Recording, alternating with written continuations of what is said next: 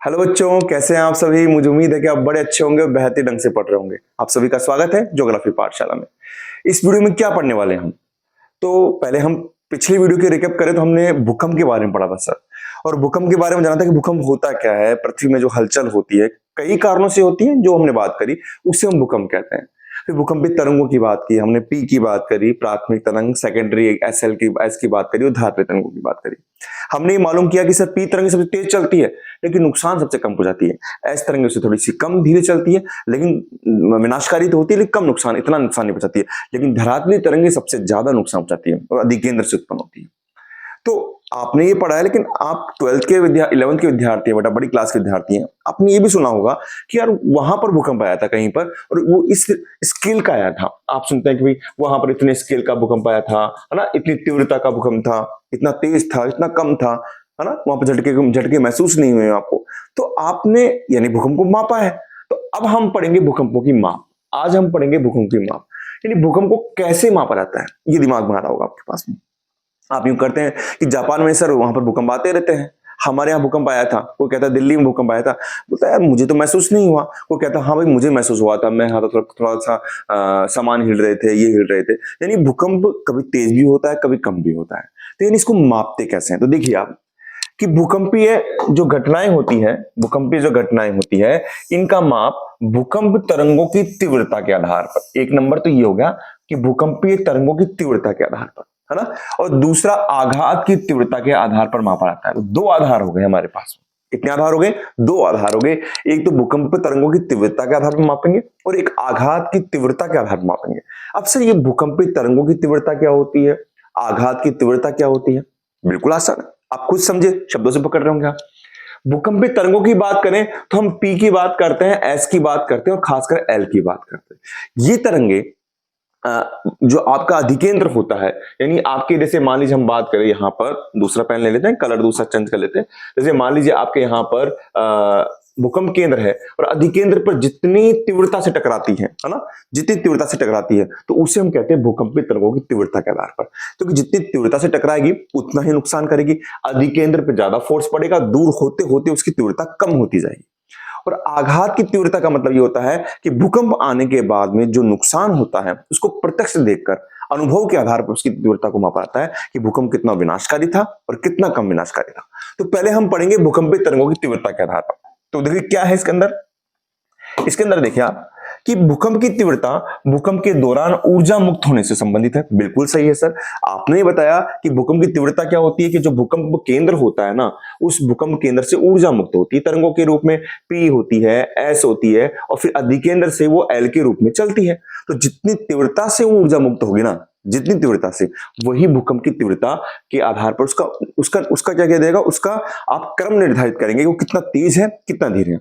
अच्छा, इसको मापेंगे किस पर? इसको मापेंगे हमने बात भी की थी कि एक सिस्मोग्राफ यंत्र होता है जो भूकंप को मापता है और उस पर पैमाना होता है और पैमाने को बोलते हैं रिएक्टर स्केल। एक विद्वान थे, एक वैज्ञानिक थे, भूवैज्ञानिक थे, रिएक्टर, उनके आधार पर, उनके नाम के आधार पर इस स्केल का नाम है रिएक्टर स्केल। होता क्या है बेटा रिएक्टर स्केल में? रिएक्टर स्केल में एक ये मान लीजिए एक स्केल की जैसा होता है। यहां पर 0 से लेकर 10 तक के अंक होते हैं, 0 से लेकर 10 तक।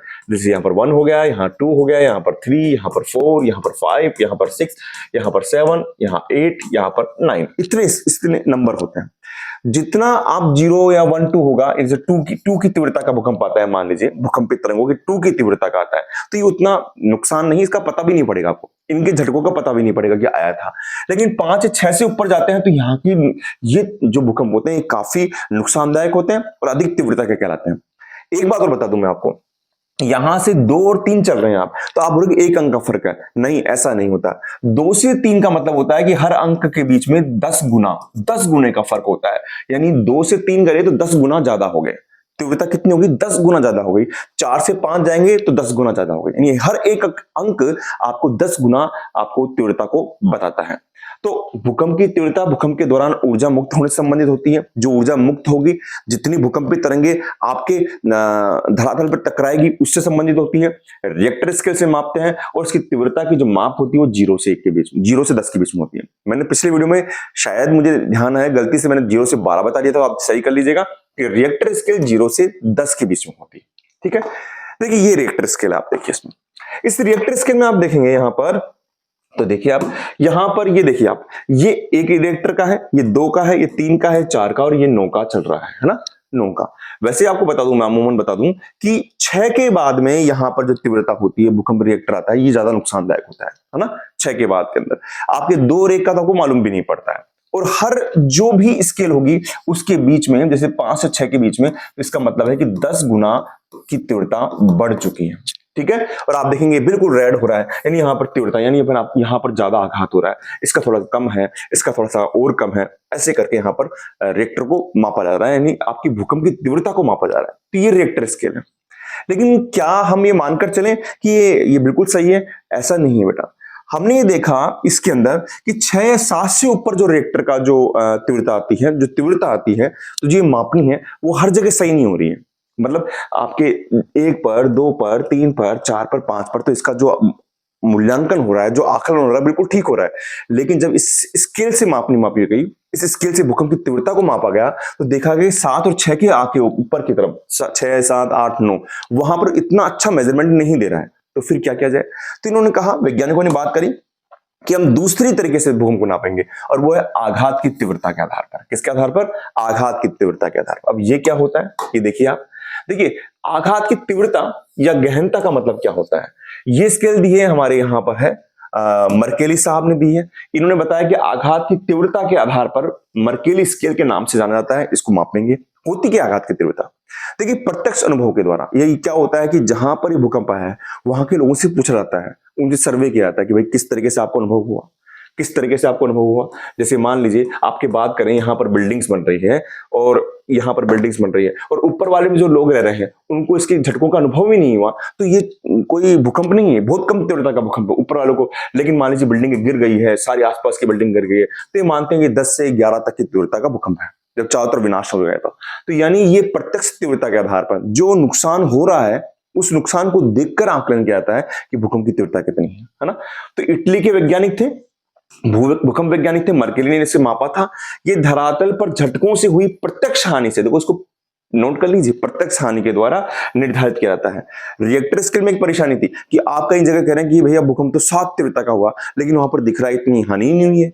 भाई रिएक्टर तो दिखा रहा है कि 7 की तीव्रता, और लेकिन नुकसान नहीं हो रहा है। तो देखा गया कि भैया इससे हम 1, 2, 3, 4, 5 तक तो अच्छा मेजरमेंट कर रहे हैं, लेकिन ज्यादा ऊपर वाले के मेजरमेंट नहीं कर पा रहे हैं। तो मर्केली साहब आए और उन्होंने बताया कि मैं एक दे रहा हूं, जो आपके धरातल पर जो झटके लगेंगे उसकी प्रत्यक्ष हानि द्वारा ये निर्धारित की जाएगी, मापनी, इसको मापा जाएगा, है ना। इसकी गहनता क्या होती है समझिए आप, इसकी जो गहनता होती है ना बेटा, वो तो 0 से 10 थी रिएक्टर की, इसकी गहनता होती है आपके पास में 0 से लेकर 12 की, और 0 से 12 के लेके 1 है, यहाँ पर 2 है, और ये मानकर चलिए कि 10 से लेकर जो 11-12 होती है वहां पर अगर स्केल आती है, तो ये मानकर चलिए कि यहाँ पर भूकंप की तीव्रता बहुत ज्यादा है, यहाँ पर बहुत ज्यादा नुकसान हुआ है, 10 में 11 में बहुत ज्यादा नुकसान हुआ है। तो ये भूकंप की मापने का आधार हो गया। क्या, मैं दोबारा रिकेप कर लेता हूं, 2 आधार है, कहीं भी एग्जाम में 2 आधार है।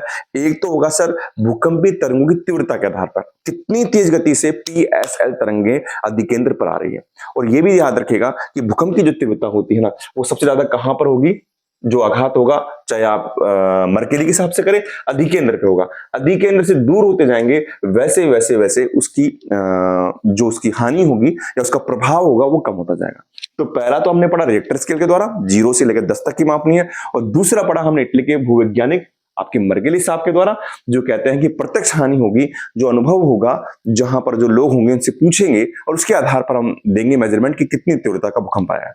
तो 2 आधार हमारे पास में आ गए हैं। अब हम नेक्स्ट वीडियो में क्या पढ़ेंगे बेटा, नेक्स्ट वीडियो में पढ़ेंगे हम कि भूकंप आने के क्या क्या कारण है ना। भूकंप आने के बाद में क्या क्या प्रभाव होता है, क्या क्या नुकसान हमारे सामने आते हैं, उन सब चीजों के बारे में पढ़ेंगे। आप बस यूं पढ़ते रहिए और आप आगे बढ़ते रहिए। मैं मिलता हूं आपके साथ नेक्स्ट क्लास में। थैंक यू बेटा।